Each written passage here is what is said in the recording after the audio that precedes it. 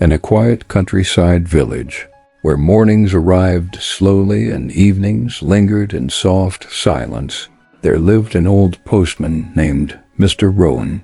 The village was small enough that everyone recognized each other's footsteps, and familiar enough that change rarely arrived without notice.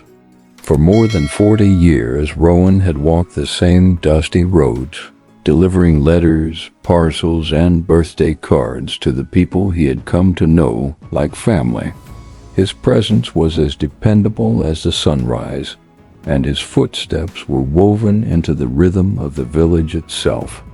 Every morning before the sun lifted over the hills, Rowan would polish his old bicycle, smooth the wrinkles in his faded blue jacket, and prepare for his route. He always moved with quiet care, as if every letter carried a fragile piece of someone's heart. No matter the season, no matter the weather, he began his day with a gentle smile that never seemed forced. He never failed a single delivery. Not once, but time, as it always does, had begun to leave its marks. At 68, Rowan's knees ached in the cold, and his eyesight no longer served him as it once had. Some days the roads felt longer than they used to, and the hills seemed steeper. Neighbors noticed his slower steps and growing pauses. "You should retire, Rowan," one neighbor said kindly one afternoon. "You've done enough." Rowan laughed softly, shaking his head. "Maybe after one last Christmas," he replied. "The letters feel lonely without me." That winter arrived harsher than any before.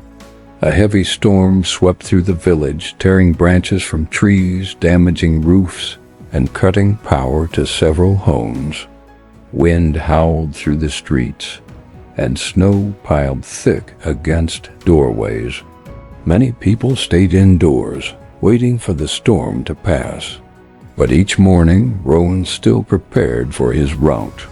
Wrapped in his jacket, his mail bag covered with a plastic sheet, he rode through wind and rain, delivering messages that could not wait.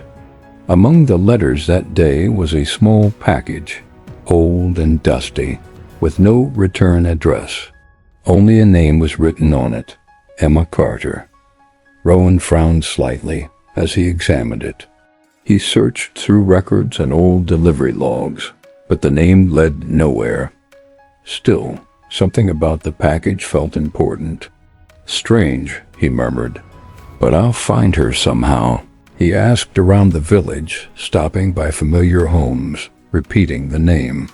Most shook their heads until an elderly woman paused, her expression softening with memory. "Emma Carter?" she said slowly. "She used to live near the hill.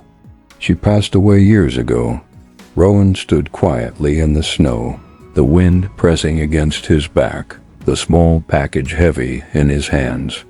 For a moment he considered returning it, marking it undeliverable, letting it disappear into storage like so many forgotten things, but something held him there. He decided to visit the old house anyway. The home near the hill stood abandoned, its garden overgrown and windows clouded with dust.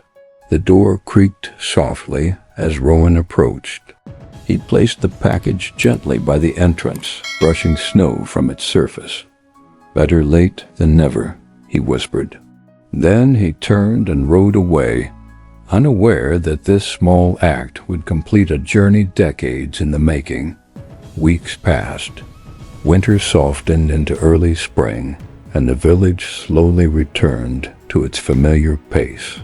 One afternoon, a car stopped outside Rowan's small cottage. A young woman stepped out, holding the same package carefully in her arms. "Are you Mr. Rowan, the postman?" she asked. "Yes," Rowan replied, surprised. "Is something wrong?" The woman smiled, tears shining in her eyes. "Emma Carter was my grandmother," she said. "She passed away when I was little. I recently visited her old house and found this package you delivered." She opened it slowly, revealing a worn leather diary. Inside, she continued, she wrote about a kind postman who always brought letters with a smile, even in the rain. She said she wished she could thank him one day. Rowan's breath caught. His hands trembled slightly as emotion rose unexpectedly within him. I just did my job, he whispered. No, the woman said gently. You did more than that. You connected people. You carried their love. News of the moment spread quietly through the village. A few days later, the community gathered in the small town hall to celebrate Rowan's retirement. He arrived expecting nothing more than polite applause and simple farewells. Instead, one by one, people stepped forward holding letters. These, the mayor announced, are messages written to you from all of us whose lives you've touched. Rowan opened them slowly. Each note spoke of small moments, a smile on a hard day, a kind word during loss, a letter delivered when hope felt distant. Words of gratitude filled the room like warmth. Rowan stood speechless, holding a lifetime of appreciation in his trembling hands.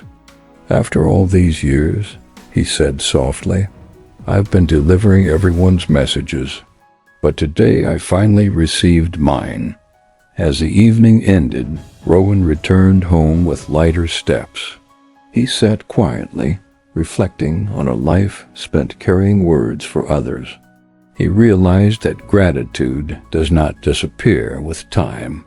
Sometimes it waits patiently, traveling unseen until the moment it is needed most. The love you give today may not return immediately. It may wander quietly through years and seasons, but it remembers its way home. And when it arrives, it reminds us that no kindness is ever wasted, and no gentle act is ever forgotten.